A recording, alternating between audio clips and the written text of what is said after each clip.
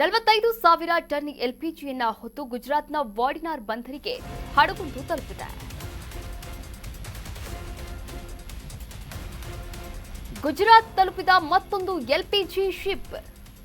ಗುಜರಾತ್ನ ವಾಡಿನಾರ್ ಬಂದರಿಗೆ ಬಂದಂತಹ ಹಡಗು 45,000 ಟನ್ ಎಲ್ಪಿಜಿ ಹೊತ್ತು ತಂದ ನಂದಾದೇವಿ ಹಡಗು.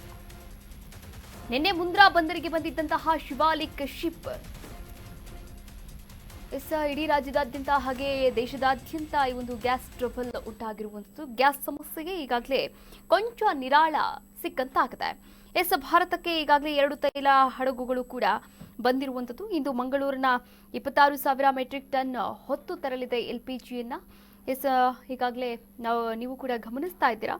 46,000 ಒಟ್ಟಾರೆಯಾಗಿ 46,000 ಮೆಟ್ರಿಕ್ ಟನ್ ದ್ರವೀಕೃತ ಪೆಟ್ರೋಲಿಯಂ ಅನಿಲ ಸಾಗಾಟ ಮಾಡ್ತಾ ಇದ್ದಂತಹ ಭಾರತದ ತೈಲ ಸಾಗಣೆ ಹಡಗು ಶಿವಾಲಿಕ್ ನಿನ್ನೆ ಸೋಮವಾರ ಸಂಜೆ ಗುಜರಾತ್ನ ಮುಂದ್ರಾ ಬಂದರಿಗೆ ತಲುಪಿದೆ.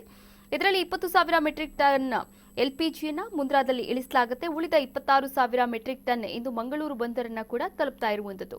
ಇನ್ನು ಈ ಹಡಗು Indian oil corporation limited order ಮಾಡಿದಂತಹ ಎಲ್ಪಿಜಿಯನ್ನ ಸಾಗಾಟ ಮಾಡ್ತಾ ಇರುವಂತದ್ದು. ಅದರ ನಡುವೆಯೇ ಇದೀಗ ಗುಜರಾತ್ನ ವಾಡಿನಾರ್ ಬಂದರಿಗೆ ಶಿವಾಲಿಕ್ ಶಿಪ್ ಕೂಡ ನಿನ್ನೆ ಬಂದಿತ್ತು. ಇವತ್ತು ನಂದಾದೇವಿ ಹಡಗು ಕೂಡ ಬಂದಿದೆ.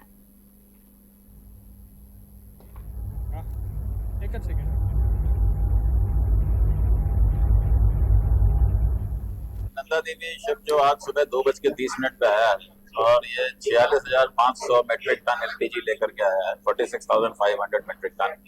और यहाँ पे ये इसका शिप टू शिप ऑपरेशन होगा। ये वेसल एंकरेज एरिया में हाई सीज में ये ऑपरेशन होगा, ट्रांसफर होगा। जो डॉटर वेसल है BW बर्च वो भी आ चुका है। उसको साइड में प्लेस करने के लिए जो इक्विपमेंट्स लगते हैं, फेंडर्स वगैरह, वो भी पहुंच गए हैं। तो वो अरेंजमेंट चल रहा है और अगले 1 से 1.5 घंटे में ये एक दूसरे से कपल हो जाएंगे। तो करीब 2 बजे तक ये ऑपरेशन शुरू हो जाएगा ट्रांसफर का। और उसके बाद BW बर्च का जो अभी प्लान है वो ये है कि वो eastern part of the country में एलपीजी लेके